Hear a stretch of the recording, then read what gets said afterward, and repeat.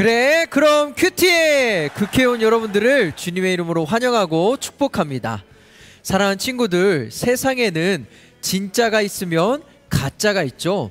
명품 가방이 있으면 짝퉁 가방이 있고, 그리고 관계에서도 진짜 친구가 있고 가짜가 있습니다.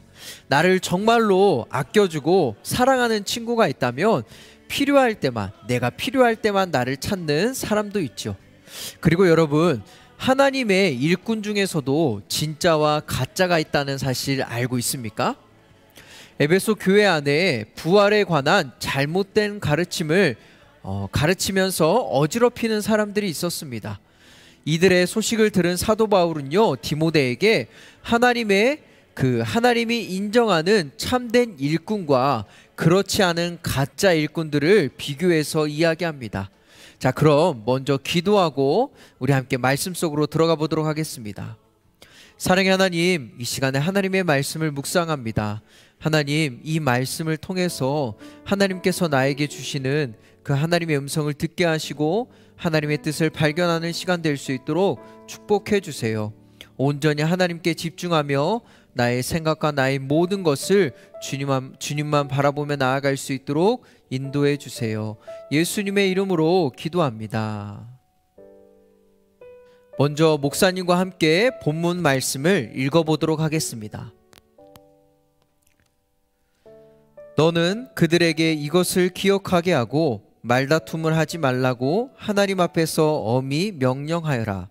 그것은 아무 유익이 없고 오히려 듣는 사람들을 해칠 뿐이다. 너는 진리의 말씀을 바로 가르치는 부끄러울 것이 없는 일꾼으로 하나님께 인정받는 사람이 되기를 힘써라.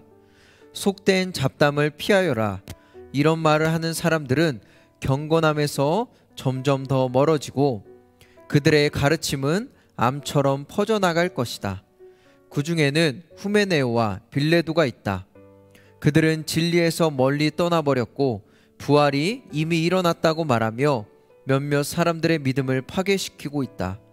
그러나 하나님의 견고한 터는 굳건히 서 있고 거기에는 주께서 자기 백성을 아신다라는 말씀과 주의 이름을 부르는 사람은 누구든지 악에서 떠나라 라는 말씀이 새겨져 있다.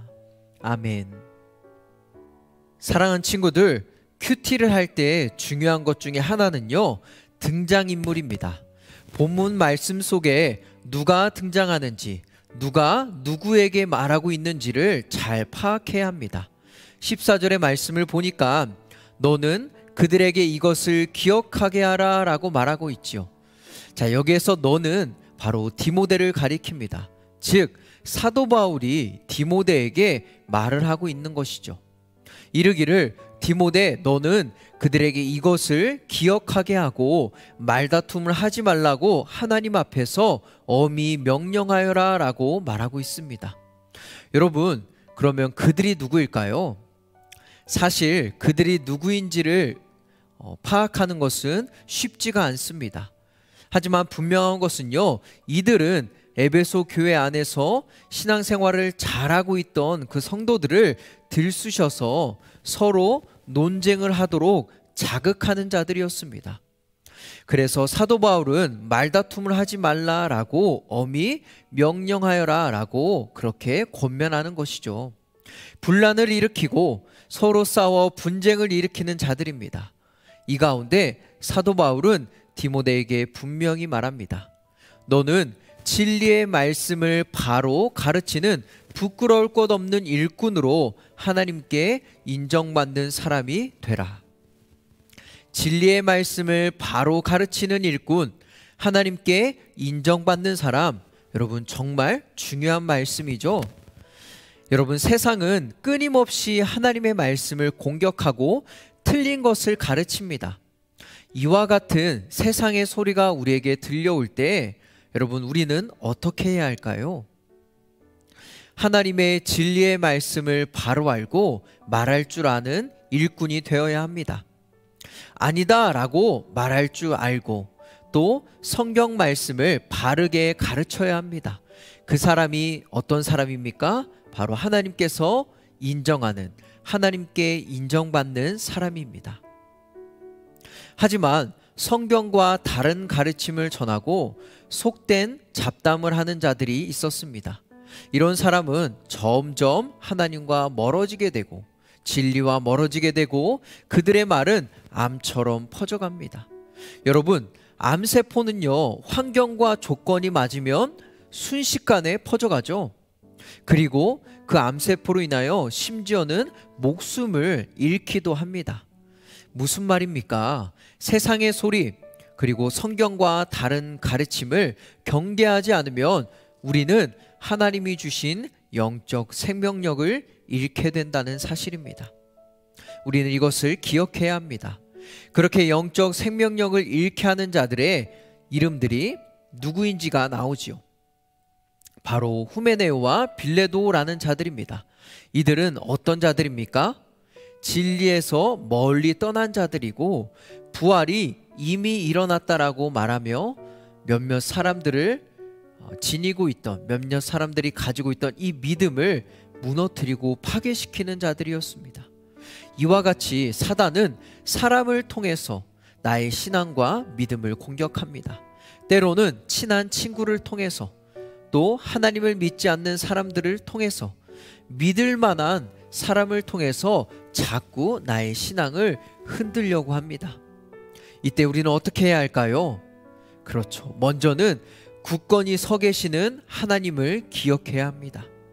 그리고 주님은 자기 백성을 아시고 주님의 이름을 부르는 사람은 누구든지 악에서 떠나 거룩한 삶을 살아야 함을 우리는 기억하고 떠올려야 합니다.